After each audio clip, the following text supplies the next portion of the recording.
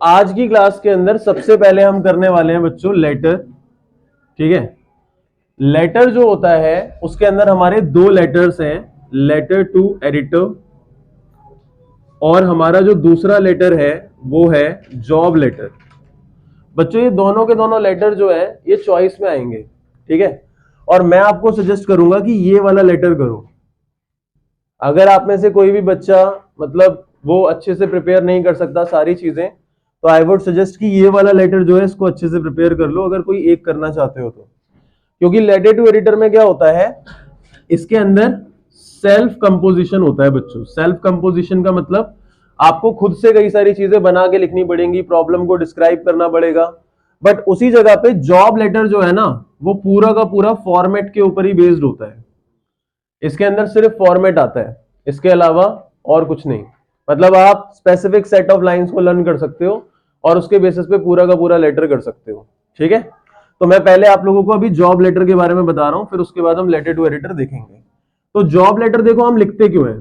जैसे कोई भी कंपनी है, उस कंपनी ने क्या करा, एडवर्टीजमेंट दिया अखबार के अंदर। आपने 11th क्लास में जॉब एडवर्टीजमेंट किया था, तो जॉब एडवर्टीजमेंट में सिचुएशन वैकेंट और सिचुएशन वांटेड होता है। सिचुएशन वैकेंट क्या होता है, जब कोई कंपनी जहां पे जॉब खाली है वो एडवर्टीजमेंट देती है न्यूज़पेपर में कि भाई जो भी बंदा इंटरेस्टेड है अप्लाई करने के लिए वो अप्लाई कर सकता है।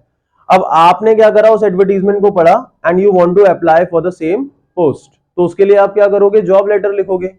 तो वही आपका जॉब लेटर होता है। ठीक है, अब जॉब लेटर एक फॉर्मल लेटर है, इसको हम जॉब एप्लीकेशन भी कहते हैं।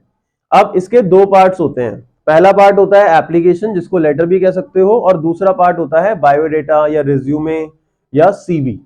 तीनों नाम अलग अलग है, बस काम एक ही है। क्लियर।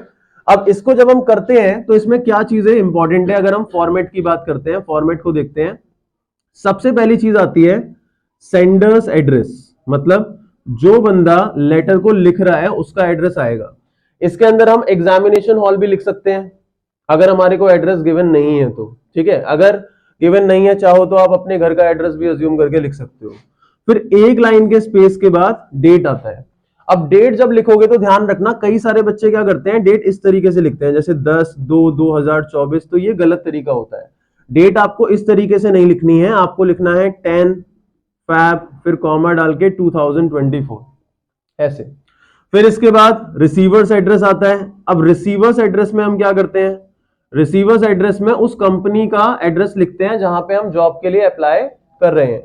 तो हमारा क्या आ जाएगा, सबसे पहले अगर हमें रिसीवर्स एड्रेस लिखना है तो हम जिसको अप्लाई कर रहे हैं उसकी बात करेंगे। तो मान लो मैं मैनेजर को लिख रहा हूं या एचआर मैनेजर को लिख रहा हूं या फिर डायरेक्टर को लिख रहा हूं या जिसको भी लिख रहा हूं। क्वेश्चन में गिवन होता है write a letter to manager, write a letter to advertiser जिसने एडवर्टीजमेंट दिया है। ठीक है, फिर इसके बाद क्या आएगा, कंपनी का नाम आ जाएगा जहां पे भी आप जॉब के लिए अप्लाई कर रहे हो, या कोई इंस्टीट्यूशन है जहां पे आप अप्लाई कर रहे हो तो उसका नाम आ जाएगा, और फिर उसका एड्रेस आ जाएगा। फिर एक लाइन का स्पेस आएगा, फिर एक लाइन के स्पेस के बाद क्या आएगा, सब्जेक्ट आएगा। अब सब्जेक्ट क्या आएगा, सब्जेक्ट में हम लिख देते हैं applying for the post of, for the post of, जो भी पोस्ट है जिसके लिए हम अप्लाई कर रहे हैं। जैसे मान लो अगर टीचर की जॉब है तो applying for the post of English teacher, applying for the post of manager, applying for the post of telecaller, applying for the post of engineer, कुछ भी आ सकता है, या अकाउंटेंट। इसके बाद सर या मैम। इसमें एक चीज गलती करते हैं बच्चे, ये सर या मैम में जब मैम लिखते हैं तो वो क्या करते हैं, ऐसे लिख देते हैं MAM, ये गलत होता है। ठीक है, तो या तो आप पूरा ही लिख दो, मैडम लिख दो आप, तो ज्यादा सही रहेगा, वरना अगर मैम लिखना है तो वो ऐसे लिखते हैं हम, मैम। ठीक है, अब स्पेस देना है हर एक के बाद, यहां सेंडर एड्रेस के बाद, डेट के बाद, रिसीवर एड्रेस के बाद, सब्जेक्ट के बाद, इन सबके बाद एक एक लाइन का स्पेस आएगा। अब इसका जो पहला पैराग्राफ आएगा, मुझे बता देना अगर ना देखे नीचे से तो। ठीक है, ओके, जो पहला पैराग्राफ आएगा उसमें हमारी दो चीजें आएंगी बच्चों। पहली चीज आएगी रेफरेंस और दूसरी चीज आएगी स्टेटमेंट। अब रेफरेंस क्या होता है, स्टेटमेंट क्या होता है, वो हमारे को समझना है। जैसे आप लोगों को पता कैसे चला उस जॉब के बारे में, एडवर्टीजमेंट से पता चला, तो आपको रेफरेंस में वही बताना होता है कि in response to your advertisement, जो कि पब्लिश हुआ था इस न्यूज़पेपर के अंदर। फिर स्टेटमेंट में कि I want to apply for this job, जो भी पोस्ट है आप मेंशन कर सकते हो। फिर सेकंड पैराग्राफ जो होता है आपका कंटेंट का होता है, उसके अंदर क्या आता है, उसके अंदर आप अपनी क्वालिफिकेशन बता सकते हो। देखो हालांकि हम इसमें रिज्यूमे लिखेंगे, बायोडाटा लिखेंगे, उसमें हमारी पूरी क्वालिफिकेशन के बारे में हम बताएंगे, बट यहां हम ब्रीफली ब्रीफली मतलब शॉर्टली बता सकते हैं कि आई am first division holder in science, या फिर ग्रेजुएट फ्रॉम दिल्ली यूनिवर्सिटी, मतलब ब्रीफली शॉर्टली बता सकते हैं। फिर हम अपनी क्वालिटीज के बारे में बता सकते हैं कि भाई हमारी क्वालिटीज क्या है, कि आई am a dynamic, ambitious, diligent, straight forward person, good, having good command over English, ये सब आएगा। और ब्रीफली अपने एक्सपीरियंस के बारे में हम बता देंगे। देखो एक्सपीरियंस और क्वालिफिकेशन के बारे में मेजरली मतलब बड़े पैमाने पे हम रिज्यूमे में ही बताते हैं, लेकिन यहाँ पे हम शॉर्टली बता सकते हैं कि आई have experience of handling this job. और लास्ट पैराग्राफ जो होगा उसमें आपको क्या करना है, एनक्लोजमेंट, मतलब मैंने अपना बायोडाटा या रिज्यूमे अटैच किया है एप्लीकेशन के साथ, और आप लोगों को लास्ट में लिखना होगा कि भाई अगर मेरी एप्लीकेशन सिलेक्ट होती है तो मैं इंटरव्यू के लिए आ सकता हूं। फिर एक लाइन का स्पेस, योर्स सिंसियरली आ जाएगा या फेथफुली, दोनों में से कोई भी लिख सकते हो, आजकल योर्स सिंसियरली चलता है, और नेम। और यहां पे भी एक लाइन का स्पेस आएगा, हर एक पैराग्राफ के बाद भी एक लाइन का स्पेस आएगा। तो ये हमारा पूरा का पूरा फॉर्मेट है, ये हमारा ब्लूप्रिंट है जो हमारे को यूज करना है लेटर लिखते हुए।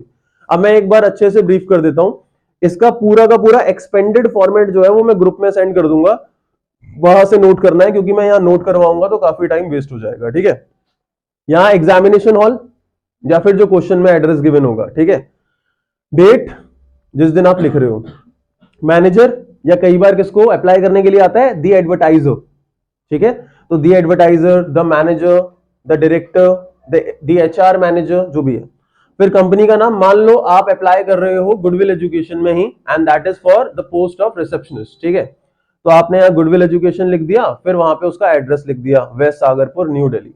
फिर subject, applying for the post of an accountant, applying for the post of an English teacher, applying for the post of this that, जो भी है।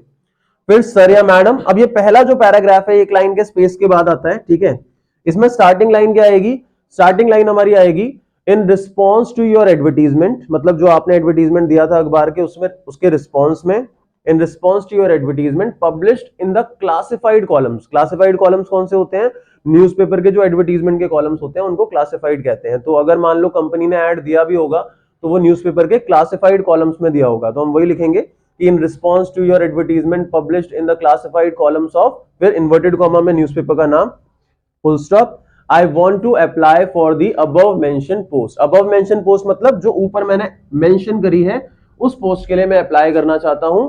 फिर सेकंड पैराग्राफ आएगा जिसमें हम बताएंगे कि भाई I am first division holder in science या फिर आर्ट्स या फिर कॉमर्स, फिर comma, have graduated from prestigious, prestigious मतलब reputed, respected Delhi university, full stop. फिर क्वालिटीज आएगी, I am a dynamic, ambitious, diligent मतलब hard working and straight forward person with good command over English. फिर experience, I have experience of handling this job. और last paragraph, I have attached my resume या biodata with the application, in case my application is selected then I can be available for the interview at any time, your sincerely, और name आ जाएगा। समझ में आ गया सभी लोगों को, इज इट क्लियर? देखो बच्चों, बायोडाटा के हमारे 3 पार्ट्स होते हैं, ठीक है, उन तीनों पार्ट्स को हमें लिखना होता है। बायोडाटा को रिज्यूमे भी कह सकते हैं, सीवी भी कह सकते हैं, जो क्वेश्चन में वर्ड यूज हुआ है वही आपको नोट करना होगा, ठीक है। तो अब भाई इसको जब हम लिखते हैं तो इसमें 3 चीजें आती हैं। सबसे पहली चीज आती है पर्सनल प्रोफाइल, ठीक है, दूसरी चीज आती है एकेडमिक प्रोफाइल, और तीसरी चीज आती है वर्क प्रोफाइल। ये 3 चीजें बच्चों आती है बायोडाटा में। पर्सनल प्रोफाइल मतलब जैसे आप अपना नेम बता रहे हो, father's name, age, gender, marital status, nationality, language known, ये सब कुछ पर्सनल में आता है। मतलब सबसे पहले आपको यही चीजें बतानी है।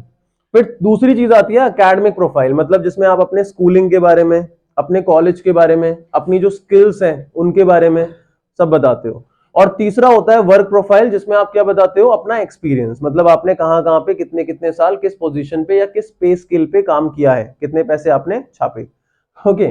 और इसके अलावा लास्ट आता है रेफरेंस। रेफरेंस का मतलब कौन बंदा है जो आपकी गारंटी ले रहा है कि भाई आप एक अच्छे इंसान हो, आप एक अच्छे कॉलीग हो, कॉलीग मतलब साथ करने काम साथ में करने वाला, आप कॉलीग हो बहुत अच्छा, आपका नेचर कैसा है, कौन उसकी गारंटी ले रहा है। तो आप किसी का नाम डाल दोगे जो आपके साथ कंपनी में काम किया करता था, या हो सकता है आपका मैनेजर हो, किसी का भी आप रेफरेंस डाल सकते हो। तो ये 3 चीजें लिखनी होती हैं। अब इसको लिखते हुए ना कुछ बातों का ध्यान रखना है। देखो सबको ना ये लिखना आता है, बहुत आसान होता है, ऐसे लिखना कोई बड़ी बात नहीं है ये, ठीक है, लेकिन कुछ बातों का ध्यान रखना होता है जो गलतियां तुम्हें नहीं करनी है, ठीक है। पहली चीज, जब मान लेते हैं हम ये हमारा पेज है जिसमें हम लिख रहे हैं, तो ये बायोडाटा जो आएगा ये सेंटर में आएगा। आपकी हॉरिजॉन्टल शीट होगी तो जहां पे भी लिखोगे बायोडाटा सेंटर में आएगा। दूसरी चीज, जहां बायोडाटा लिखोगे वहां पे एक पेज से दूसरे पेज पे बायोडाटा को फॉलो मत करना। समझ आ रही है बात, कि तुमने जॉब लेटर के नीचे से स्टार्ट किया और फिर आधा पेज बचा था वहां तो कर लिया पर्सनल प्रोफाइल तक, फिर एक पेज पलटा और उसके बाद वहां से आपने अपना एकेडमिक प्रोफाइल लिखना स्टार्ट किया, फिर वर्क एक्सपीरियंस लिखना स्टार्ट हुआ। ऐसे नहीं, एक पेज पे लिखना है, एक जगह पे। अगर मान लो तुमने लेटर लिखा पूरा का पूरा एक पेज पे आ गया फर्स्ट पे, तो उसके पीछे फिर बायोडाटा कर दो ताकि एक ही जगह पे आ जाए, ठीक है। अगली चीज, बायोडाटा सेंटर में आएगा। अब इसमें 3 हमारी चीजें होंगी, एक इस साइड, एक बीच में और एक इस साइड, ठीक है। इस साइड मतलब जैसे मैंने लिखा name, father's name, age, gender, nationality, जो भी है वो सीधा एकदम चलेगा। मतलब ऐसे नहीं करना कि एक इधर एक इधर एक इधर एक इधर, ऐसे नहीं, एकदम सीधा। फिर इसके बाद आप लोग क्या करते हो, इसे माइनस का साइन कहते हो बट ये हाइफन होता है, ठीक है। तो भाई ये हाइफन जो होता है ये बेसिकली आप लोगों को सिधाई पे लगाना है। जैसे अगर आपने लिखा नेम तो ये कैपिटल लेटर में लिख दिया, फिर आपने इसको लगाया यहां पे, या फिर आपने कॉलम लगाया, ठीक है, क्लियर। अब नेम के बाद फादर्स नेम। अब ऐसे नहीं करना कि आपने ये करा ऐसे, ये करा ऐसे, फिर ये करा ऐसे, ऐसे नहीं करना। ये सीधा, और इसके सामने ये हाइफन जो लगेगा ये भी एक के बाद एक सीधा नीचे, एकदम अलाइनमेंट सीधा रहेगा। फिर ऐसे ही एज, जेंडर, नेशनलिटी,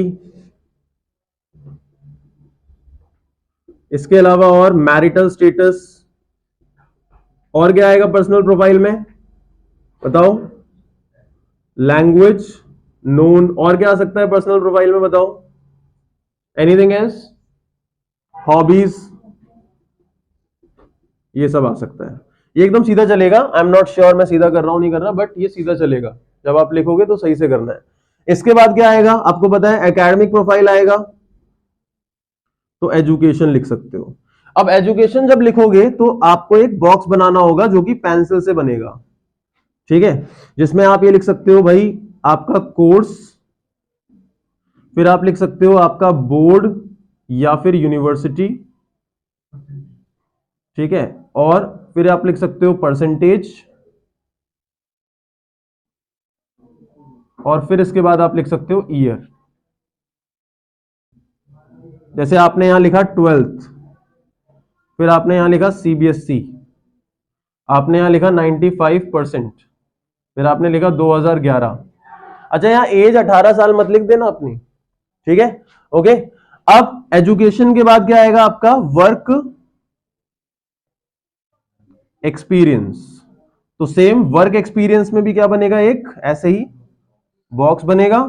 फिर इसमें भी क्या आएगा, कंपनी, किस कंपनी में आपने काम किया है, इसके अलावा आपने कितना टाइम काम किया है, ईयर, मंथ, जो भी है जितना टाइम आपने काम किया है।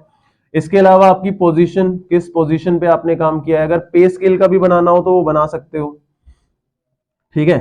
जैसे मान लो मैं अपना लिख रहा हूं तो मैंने यहां लिख दिया कि भाई मैंने अनअकैडमी में काम किया है, या मैंने गुडविल एजुकेशन में काम किया है, इतने टाइम के लिए काम किया है, इस पोजीशन पे मैंने काम किया है, ठीक है। मैंने अनअकैडमी में भी बच्चों पढ़ाया है, आई थिंक आप लोगों को पता होगा, 1 साल कोविड के टाइम पे, ठीक है। तो वर्क एक्सपीरियंस हो गया, और इसके अलावा रेफरेंस। फिर रेफरेंस में क्या आएगा, किसी पर्सन का नाम आ जाएगा, तो यहां पे ये सेम चलते रहेगा सीधा, ठीक है, सीधा चलते रहेगा। फिर यहां पे किसी पर्सन का नाम लिखना होगा, मिस्टर ए के Mittal, HR manager, comma, Cambria steel works, कुछ भी लिख सकते हो। मतलब अगर टीचर की जॉब है तो उसके हिसाब से किसी टीचर का रेफरेंस देना पड़ेगा, किसी इंस्टीट्यूशन के डायरेक्टर का, या किसी का भी रेफरेंस आप दे सकते हो। यहाँ 2 लोगों का नाम भी आप लिख सकते हो। यहाँ पे भी प्रॉपरली अच्छे से नाम लिखना है। इस साइड आप कैपिटल रख सकते हो, इस साइड नॉर्मल जैसे लिखते हो फर्स्ट लेटर कैपिटल रख के वैसे कर सकते हो। तो ये पूरा आपका बायोडाटा है, ठीक है। इसकी फोटो भी ले लो।